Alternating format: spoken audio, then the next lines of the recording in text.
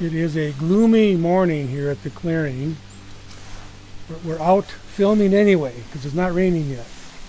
And our first plant is Canada Hemlock. We've talked about seasonal needle drop on white pine and on arborvitae and how those older needles turn yellow or brown very suddenly and fall off. It's called seasonal needle drop. On other conifers like Canada Hemlock, firs, spruce, junipers, they don't do that. They don't all drop all of their old needles at one time. They drop them slowly, over the course of the entire year. And here you can see on the hemlock, you have a few brown or yellow needles. That's their needle drop. They just do it a little bit every day for the whole year. Not dramatic like on true pines and on arborvitae. Canada Hemlock has these very short, glossy, dark green needles, and it has these beautiful little kind of egg-shaped cones that are about, half an inch to an inch long, and they'll open up and drop their seeds eventually. It's fun to see a chickadee hanging upside down, picking the seeds out of an open hemlock cone. But again, not the dramatic needle drop like you see on pines and arborvitae, just a little bit every day for the entire season on Canada Hemlock.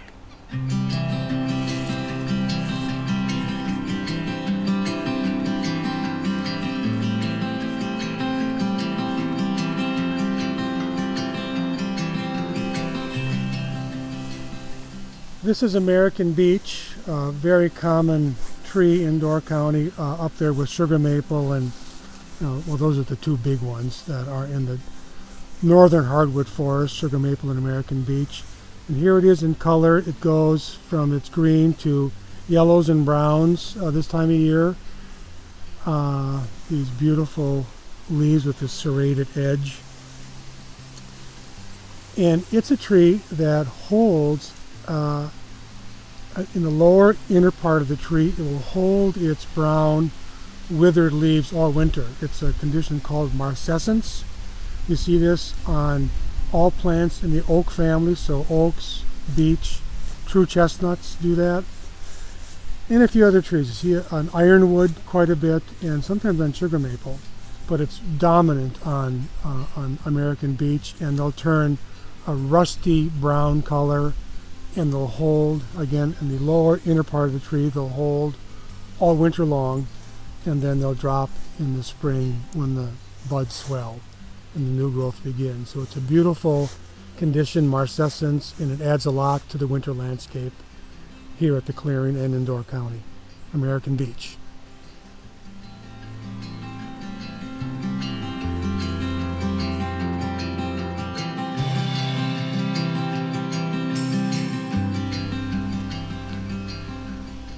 Here we have what has to be one of everybody's favorite trees, at least on the list of their favorite trees. This is paper birch, or a lot of people just call it white birch.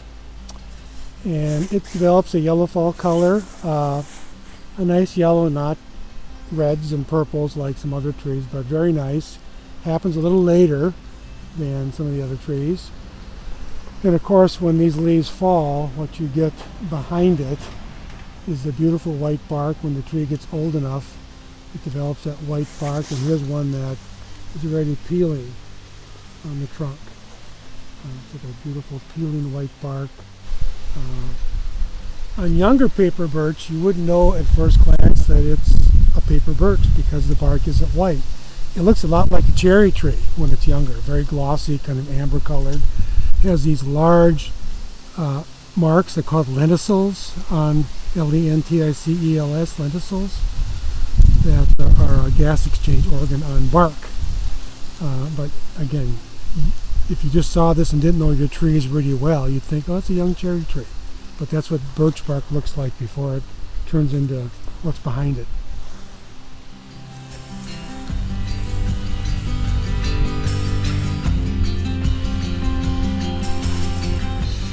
Well, we're here just off the exit road and looking at common witch hazel. And the fall color yellow, kind of similar to paper birch, not outstanding but nice. But the real star of the show on witch hazel in late fall are the flowers. It's the latest blooming woody plant in Wisconsin. Flowers come out late October, November, even into December, and it has a very interesting pollination story. It's pollinated this time of year, and there's a night flying moth that does it, but it's not fertilized until next spring. And then the little woody seed pod, it looks kind of like a brown unopened tulip, about half an inch or so long, doesn't open until the following fall, so a year from now. And it has 2 seeds in each seed pod, and it opens all of a sudden and throws a seed out up to 15-20 feet away. So there's a really unusual seed dispersal. But again, the latest woody plant to bloom in Wisconsin, common witch hazel.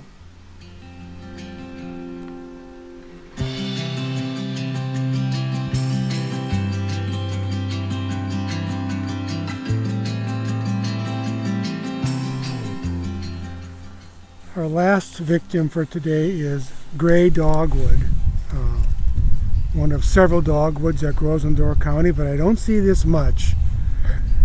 We're out here along Garrett Bay Road in the hay meadow at the clearing, and I'm not even sure if this is truly considered a native in Door County. Some of the range maps show it not native here,